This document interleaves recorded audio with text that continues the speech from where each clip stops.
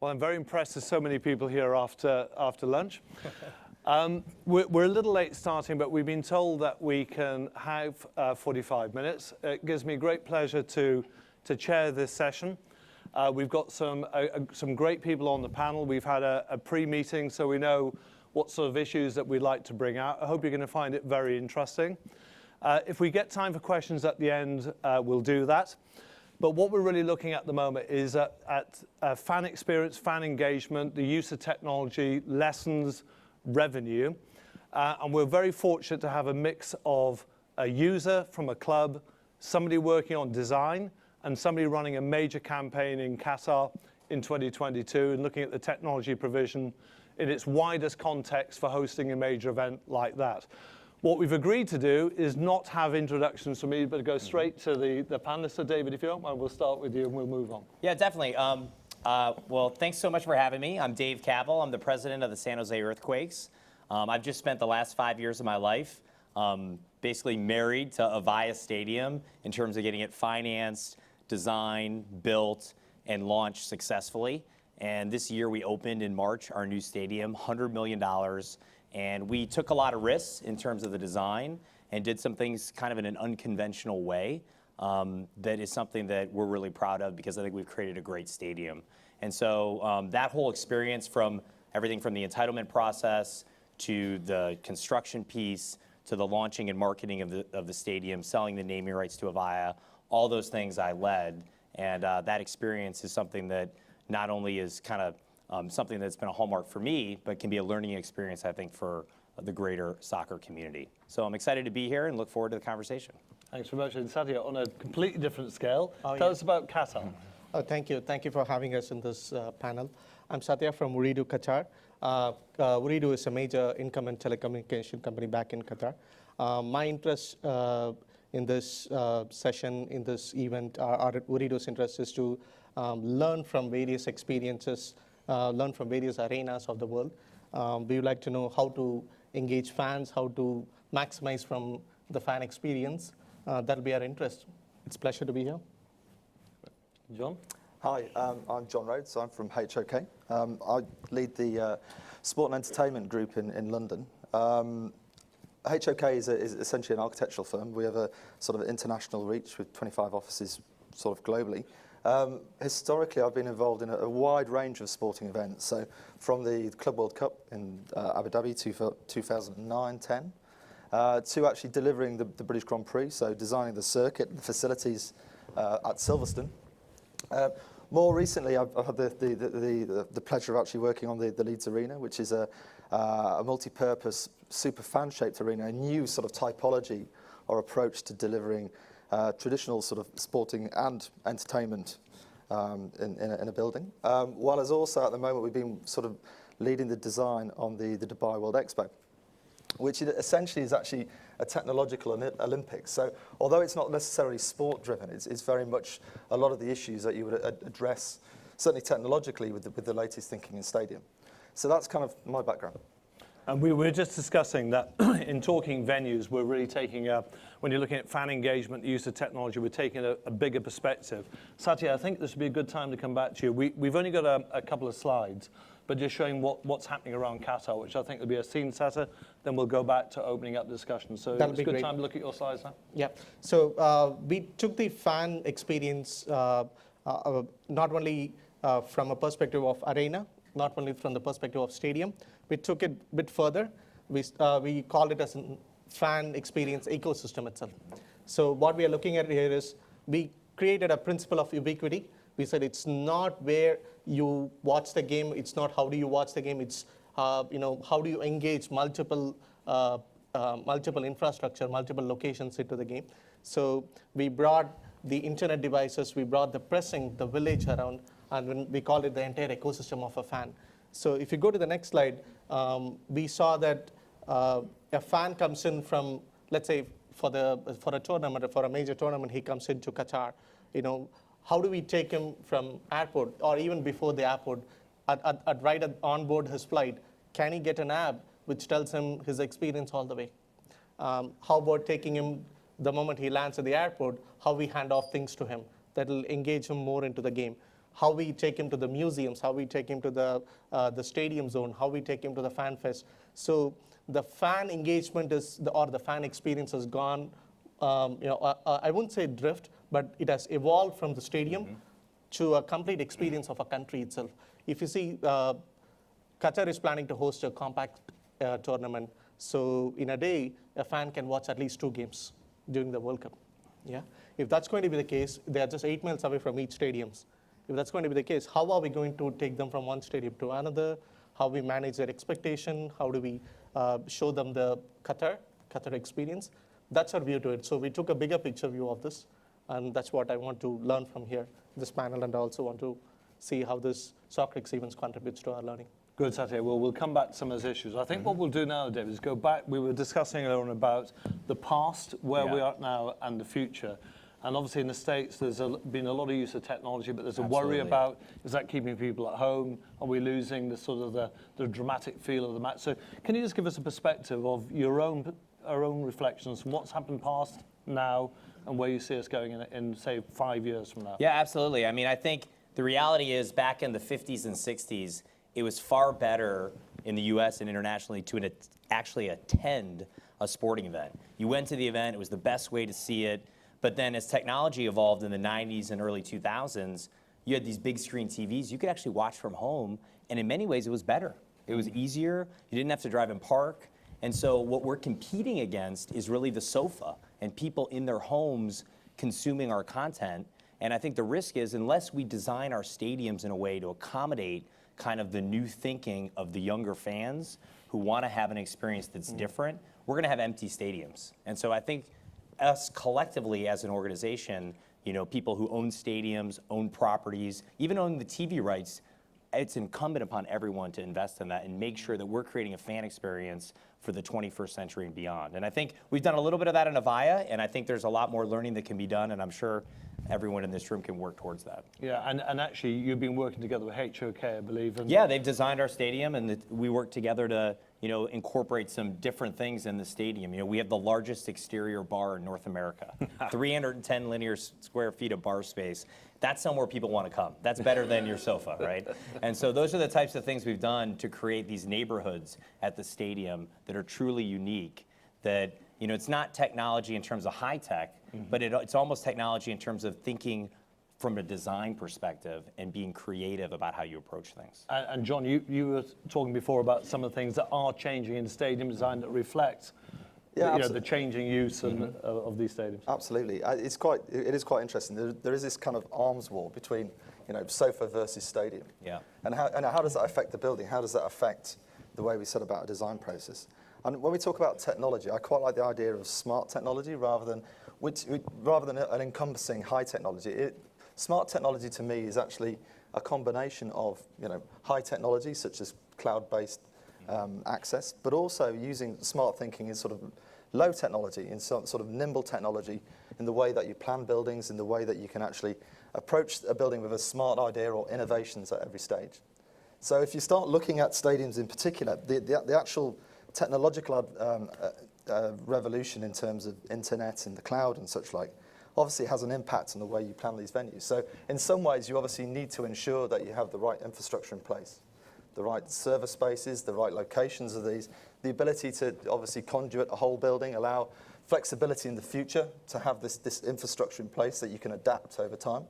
But it has real exciting potentials as the design process moves forward. So things such as traditionally planning a concourse where you have concessions, and the concessions, the numbers and sizes are scaled to fit the stadium capacity. If you're actually delivering food to people, you can start to reduce the numbers of those down. Have a higher quality food and beverage offer, which is actually centralized, and then deliver that to people's seats. So consequently, the actual cost of this building can be reduced down because you're reducing the concourse size and some of the technical requirements in the immediate public areas. And that's very exciting. It helps in terms of reduced cost, helps in terms of expanding the quality of the offer, of the food and bev, again, competing with the sofa. But at the same time, it means that the way you can adapt these spaces that historically were used for concessions can be used for other things. It can be more flexible spaces, relaxing areas that you can spend time. So a very different experience in the future. So some of it's physical, isn't it? Yeah, and we did that at Avaya. You know, we actually incorporated, I don't know how popular they are here in the UK, but gourmet food trucks. So we have 12 gourmet food trucks that's set up actually in a predetermined area that we designed into the stadium, and you can have everything from Vietnamese food to curries to, you know, lobster rolls to Hawaiian ice, whatever you want, and it creates a totally new way to have food service, and it's far cheaper. We didn't have to build $2 or $3 million worth of buildings and kitchens and all this kind of stuff, and our fans actually prefer it. And so that's the type of, you know, thinking and creativity that we were able to bring to the project working with HOK. So that's sort of a business model. And then what about, let's talk a bit about the role of technology. We were talking about the fan engagements and getting lost in the technology, too much technology around, not enough technology. You know, where are we in your reflection? Well, I'll go along the panelists. I'm saying I'll ask you what your reflections are. You know, I think, you know, technology for just technology's sake is kind of worth nothing. So I think it has to be for the end user. So if you're going to have Wi-Fi and you're going to have iBeacons and you're going to have all these snazzy things in the stadium, it has to actually serve some need for the customer, whether it's taking out friction. So you have the commerce piece, and we use an app, the Avaya Stadium app, so you can actually just have a barcode and just get right into the stadium. You don't need to actually have a ticket, which is an easy thing. Or whether it's social. I mean, that's what a lot of fans want to see now. They want to be able to post something to Instagram or Twitter or do a Snapchat or whatever it is, and have not only the infrastructure to support that, but have it in one location so you don't have to open like 7 different apps on your phone. So all those things need to be done in a way that's actually additive to the experience. And I think that's where, you know, us as an actual property owner come in terms of tailoring that experience, providing apps and providing ways to achieve that. Yeah. In fact, what we are doing, we are trying to explore this opportunity with other tourism authorities. We are working with museums. We are working with stadium owners to say that whatever I mentioned earlier, as soon as the fan arrives, can we give them a single app, you know, the wayfinding, like you said, the ticketing, like you said, the food and beverage, or even if he goes off, visit somebody, visit any other places of interest. How we bring into a single app, like you said, we don't want multiple. The fan does not need multiple apps. I need to see a place. He's coming to see a place. He's coming to see an event. He needs to celebrate every bit of it. He doesn't want to be, like we talked about, he doesn't want to be logged in the screen all the time. Right. Yeah, that's the interest, that's the kind of ecosystem we are putting together. But we were talking about the need for resilience as well when you have these systems, where, you know, if there are payments and all your personal data. Yes. We talked a lot about Wi-Fi in venues. Can they ever provide the capacity that we need and externally, et cetera? So I guess in your case, you've just got to track this very carefully for 2022 to make sure if these are the aspirations that they can really be delivered. Yeah. Because there's a lot of dependencies on that. It's a very tough target. It's a very long shot, but it is worth taking that risk of reaching out to all government entities, finding out how can I integrate their currencies, how can I integrate their ticketing, or for that matter, how they spend the hospitality, how we bring them into a single platform. That's going to be a long shot, but it's worth taking it. So you might find there's a bit of a queue of people stood out the door waiting to speak to you when you walk Guys in. are welcome. I've just got the perfect answer for you. It's on the shelf and it's proven. But in fact, John, you've obviously got to consider all this sort of stuff in terms of the infrastructure you're putting into these venues, haven't you? Absolutely. I think what's interesting in Qatar in particular is that the sporting event is starting to drive the wider urban environment. So the actual smart city technology is being pushed forwards by the event. Yes. So the infrastructure is being put in place for that event, but it will affect actually the city in the long term. The legacy in the city will be that it will be a very modern city. It will be a very sustainable city because it will be leveraging these technologies that are put in place from the event. Yeah, even for Qatar, we are creating a smart city platform for Lusail. That's a smart city evolving in the northern side of Qatar. We are putting together a command and control center, a smart city platform altogether. At some point of time, we even had an idea, can we go and extend this to the precincts? Because Qatar is building a precincts, not a stadium. Yep. They're building fan fest, the training grounds, everything around a stadium. So they call it the precinct. So can we extend it to a precinct? That is one idea we are still toying with. We are exploring on those lines also. And you've sort of scratched at that, haven't you, David, with your, can you just tell us a bit about your accidentally, purposely designed to open a stadium and what you've done to enhance the use of that when there's not a match taking place? Yeah, so the way we designed Avaya Stadium was actually to be able to expand it. So it's actually in a U, and there's one side of the stadium that basically one stand that's actually not completed. And on that side, we actually have the huge video board and then the scoreboard bar I was talking about earlier. And the nice thing about that is we took the area behind it, we put grass there and some concrete area, and it's a multi-purpose area that we call the epicenter because we're the earthquakes. And that's a location for the food trucks. We have a video board on the back so we can have World Cup viewing parties. When the U.S. women were in the World Cup, we had 6,000 people out there on the grass in a great kind of festival environment. And it was really kind of like a village green for San Jose. And you know, San Jose is a community in Silicon Valley that there really is no center point where people can necessarily gather, unlike a larger city like London or San Francisco. And so we're trying to fill that void with Avaya Stadium, and we're having a lot of success with it. And I think it shows how a building, if designed correctly and programmed right, can really enhance the quality of life for the people in that community. And you're building fan loyalty. Let's be clear, Absolutely. it's driving extra revenue to the club, more participation. More events. You know, I have this stadium we own that we financed ourselves. I want to have as many events as I can to push the utilization up, to get people used to coming to the venue and just having a great experience there. And what about that social? You're saying even you have a social gathering there occasionally? All the time. I mean, we have like Thursday, almost like a pub crawl type thing where people come and, crawl the way around this long bar. You can. It's like a progressive around the place. So sounds good when we're coming. Anytime. But any thoughts on that, John? Yeah, I think what is interesting, obviously sort of leveraging the technology side of things, is the way that with technology, you can actually increase the sort of sphere of influence of a stadium or a sporting facility within that community or within that urban environment. So the idea that suddenly the stadium becomes the centre of that community is wonderful. But the way that using the technology itself, it can integrate with the transportation systems.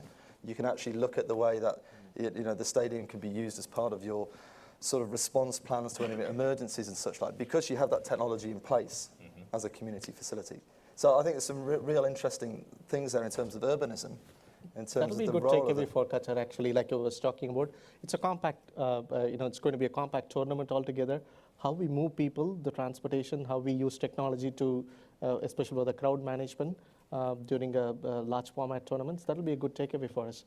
Yeah, and so I think the role of the stadium is very much changing more towards this community aspect, as it were. Being at the heart of community. And Satya, fan parks and the rest, is that going to be in these plazas or are you going to have dedicated? Absolutely. I think so. It's going to be, it's where he's going. The whole precinct is going to have that, the precinct like I was talking about has every component of it, be it a mall, be it a metro and everything. So everywhere, let's say the fans, like how you touched about fans watching it outside the arena, can be a great fan zone by itself, fan fest by itself.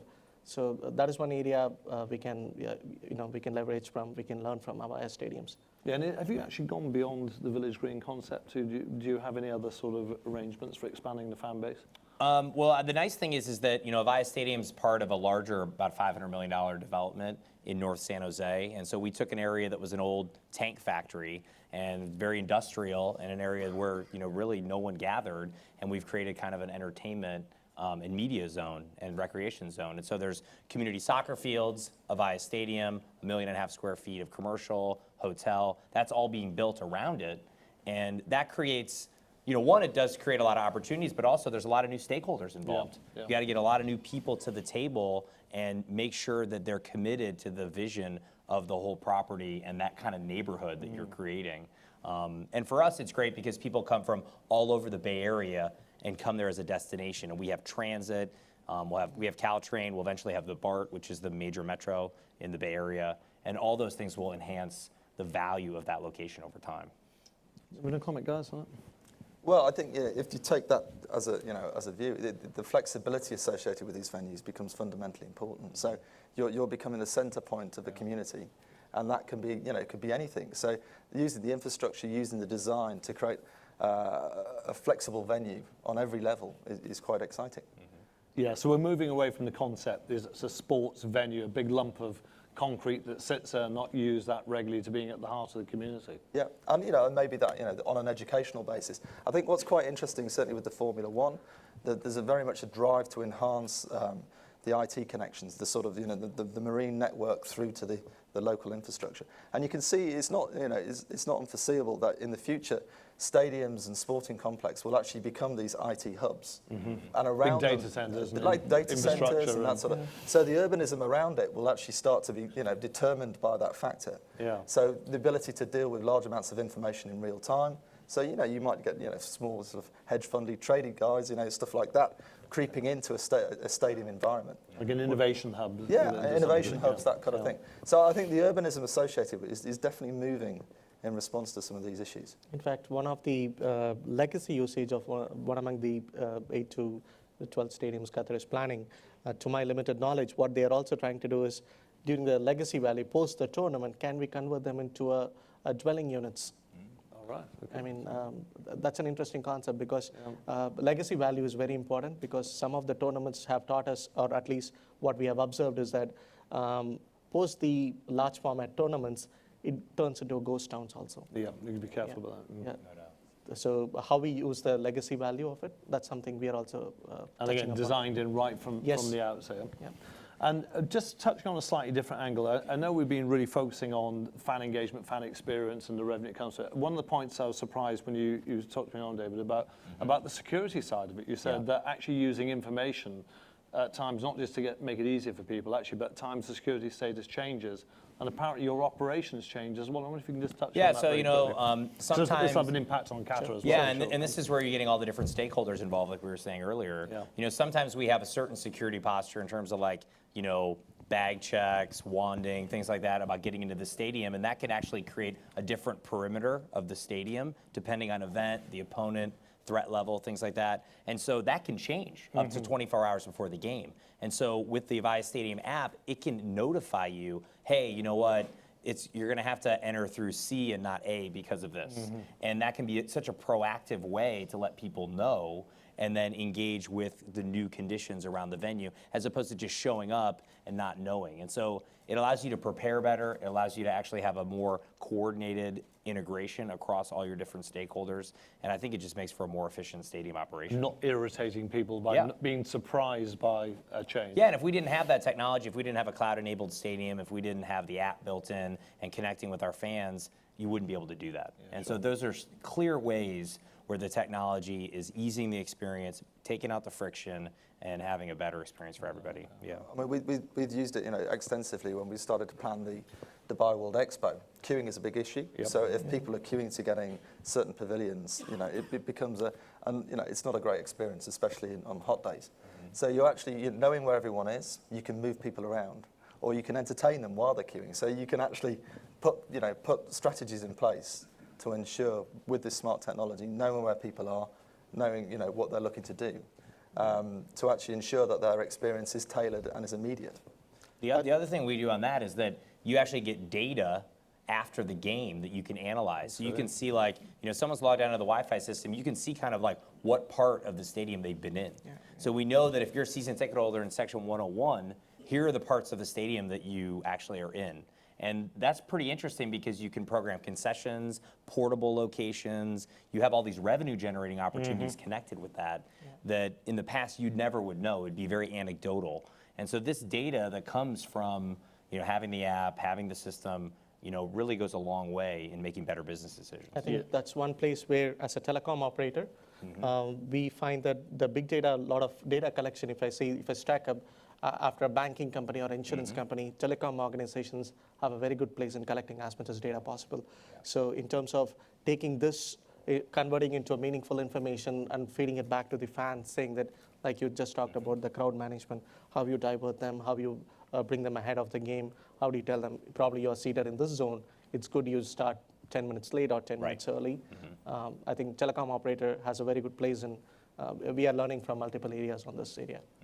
So really what we're saying is if you're going to have a day off, you lead a busy life, you want everything to be calm. You want to come into the stadium just in time, get to your seat, buy what you want to buy, take the break at the right time, get the merchandising you need, not queue up to leave the stadium. So it's a big theme all the way through this, isn't it? Don't queue anywhere. So that he doesn't miss all the 5 goals we talked about. Yeah, John did confess he drinks more when he gets excited. And it said there is a fine balance between when you're drinking more, what needs to happen after that as well. That's why you're in the design side of it, I think. Well, absolutely, yeah. I mean, there is something inherently stressful about watching your team play.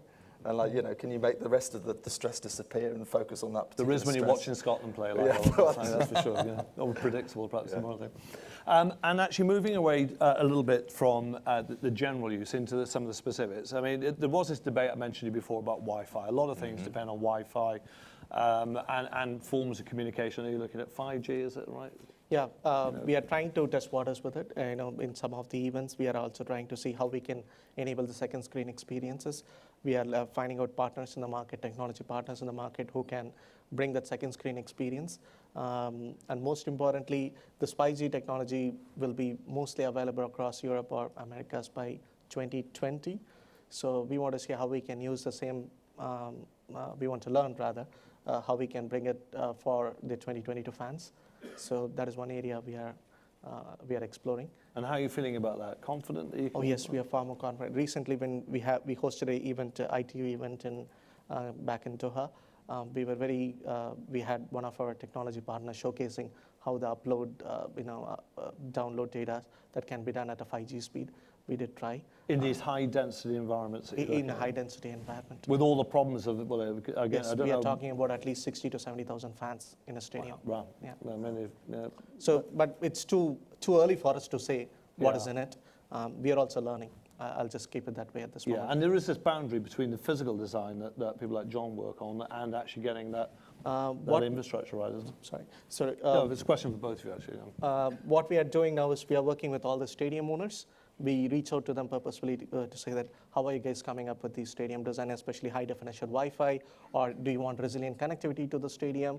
How are you planning broadcast, high definition broadcast? Today, we have already tested in 2014 the 4K solution, right? How do you plan 8K solution? What kind of data pipe you need from the stadium to enable that fan experience? How do you bring about those technology right at the edge of the arena?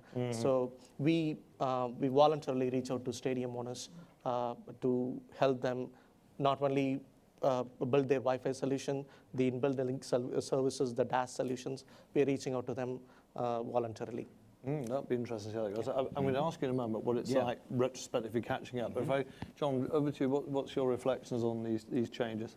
Yeah, I mean, in terms of the way you design stadiums, obviously you need to have the flexibility of the future. And what's quite interesting, the projection in 5 years' time is, you obviously have to escalate the big people's change. usage Yeah. because people are only going to use technology more. So it's an exponential challenge that you have. Yeah. So I think in design, it's really creating that flexibility because we don't know the unknowns of the future. We just need to create the framework where you can actually adapt the solutions. Without, as we talked about earlier, not basing everything purely on technology. It needs to be a combination of smart technology, high technology, and low technology together, so that you have a resilient system or resilient strategies that can adapt to the innovation as these things develop. And it's kind of hard sometimes. How do you cope with that? Well, it's interesting because we work with Avaya to build out the Wi-Fi system at Avaya Stadium, and you don't know when you have the first game how many people are going to use it. So it's hard to say. So do you build it? We have 18,000 seat stadium. Do you build it for 12,000 people to be on concurrently? 8,000, 4,000? So we built for around 10 or 11, and we've been having around 8. So that worked. So the first game, you're kind of crossing your fingers. You're hoping it's not like 13 or something crazy. But we kind of had a little bit of extra capacity in there because obviously over time it'll probably go up. But the usage change, that's the trouble. It can go up. Yeah, it can go up. I mean, luckily there's other forms of, obviously, cellular and things like that people can connect to, 4G and stuff like that. So it's a mix, and we have a DAS system too. And so you need a multiple kind of resilient points, as we said earlier, to actually support the infrastructure. Because if you're going to build all this stuff on top of it, if you're going to have a great app, if it's going to be used for your ticketing, if it's going to be used to share videos on Instagram and Vine, all this stuff, it's got to work. And people are going to, especially we're in Silicon Valley, fans expect that. That's a baseline expectation. So for us, when we went into planning the stadium, we knew we had to have a Wi-Fi system, we had to have connectivity, and we had to be able to provide that baseline for fans. And we've achieved it to date, but we're going to continue to need to invest and to create the flexibility that maybe someday you need to support it for 18,000 for every fan. Yeah. I mean, who knows? With more data. With more data, exactly. I think that learning we also picked up when we were, our leadership was ideating as to how we prepare ourselves for a tournament of large formats is that let's keep the innovation at the edge, let's keep the infrastructure at the core. So build up the infrastructure, so the innovation, any kind of platform, any kind of innovation, any kind of technology innovation can always plugged and played. But keep the infrastructure, keep the core infrastructure ready. And you were saying, Sadia, just a very brief overview, you're putting a lot of resilience into your Yes, we venues, are. aren't you, in Canada? Just mention that briefly. Each and every stadiums that is there across in Doha, we are planning, at least what we are ideating internally is to give multiple connectivity through multiple central office routes, so that it doesn't affect, it doesn't affect be it the fan experience, be it the broadcasting experience, and so on. That is one view, and we are also trying to connect all the stadiums into a single network, so that at any point of time, a broadcaster has to just pick up from one end, and they can send it to any part of the world. So they don't need OB vans, they don't need the satellite uplink. They prefer what's done and tested in Europe. We are trying to see how we can put that across for Doha. We are planning to host at least 200 to 300 odd games in the next 8 to 10 years. So if that's going to be the case, how we enable such a fat pipe in any stadium venues, that's something we're still thinking through.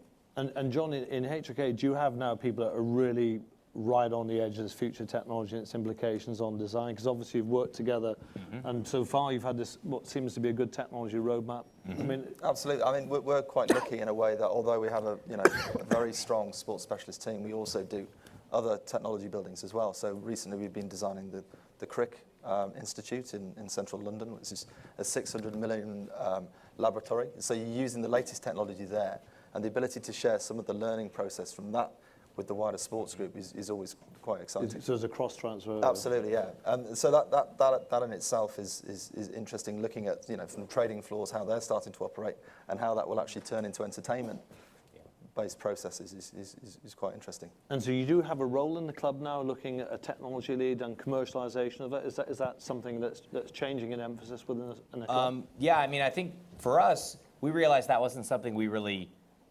had that expertise in-house. Yeah. And so luckily we have this great partnership with Avaya as the naming partner. Obviously their name's on the building. They are driving the technology roadmap, and they're bringing other partners to the table and enabling us to do things that we never thought were possible because of kind of the infrastructure they built out. And so, we're building a version 2.0 of the app that has 10 times more features than the first, and we can keep scaling that. And a lot of that's being driven out of our partner, Avaya. And for us, as a smaller organization, I don't have really the capability to build out a whole IT or technology arm. Yeah, and so absolutely. it's a great way to kind of leverage your strengths and your partners to create a better experience. And it is driving more revenue, the use of technology, would you say, Oh, apart from this fan experience? I think one, it's creating more avid fans, fans more connected to our brand, and people, especially the younger generation in America, is so focused on soccer, and it's a differentiator. If they go to an American football game, they won't have the opportunity to potentially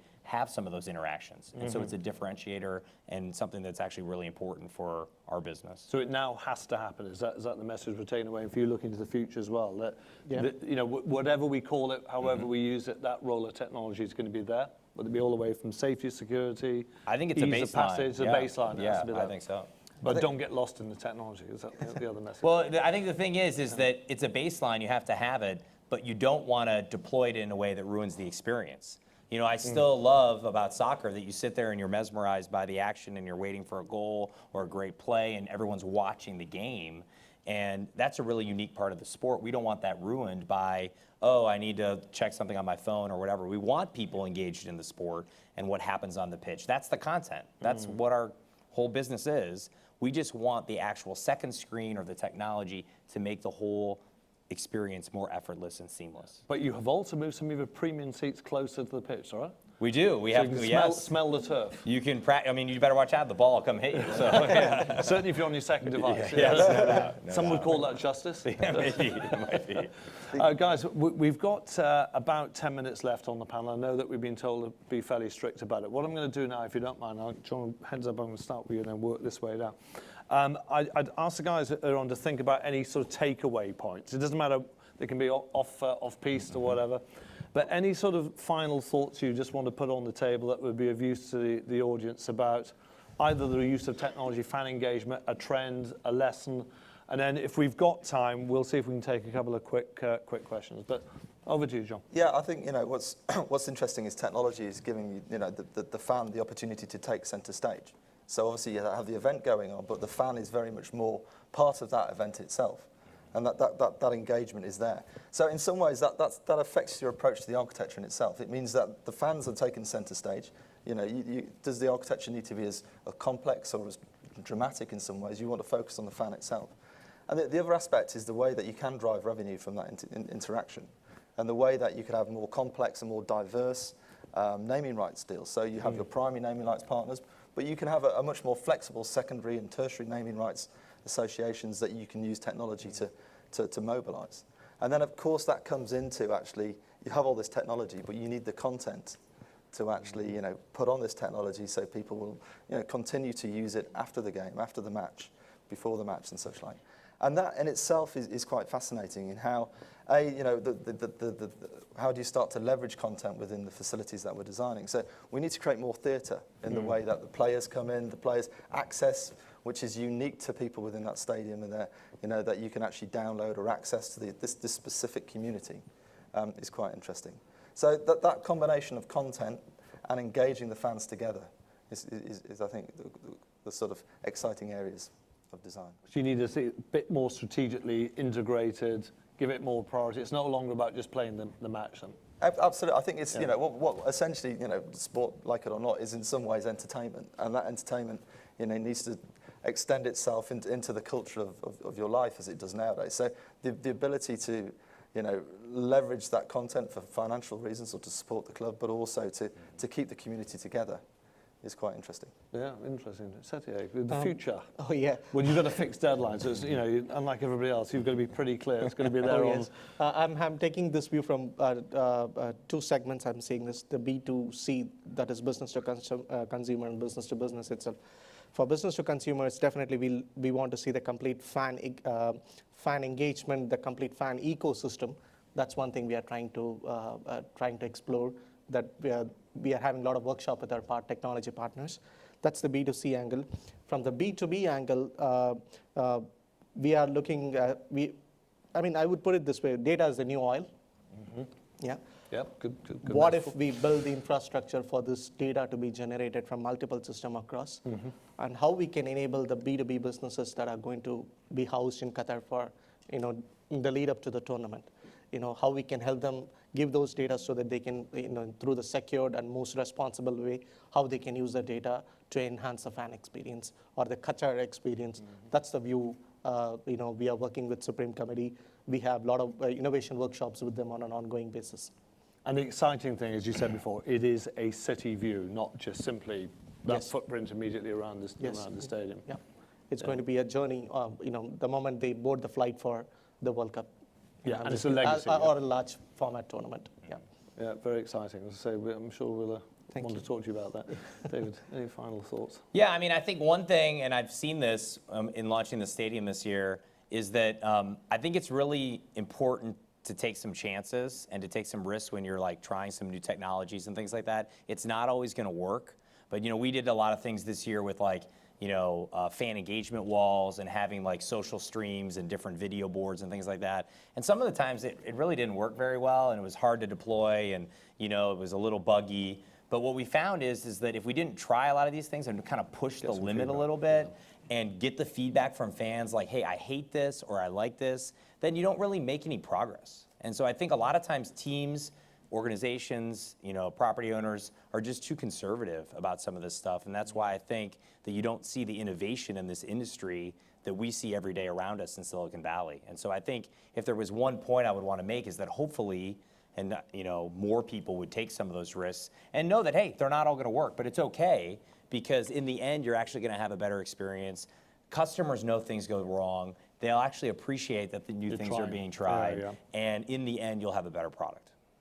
Well, listen, guys, thank you so much for that. We are gonna take some questions. If you are interested in asking, what I'm gonna do, if a number of hands go up, I'm gonna take about 3 questions in one go. And then, guys, you can pick it from what you want. So if you have a question, please put your hand up and a microphone will be delivered.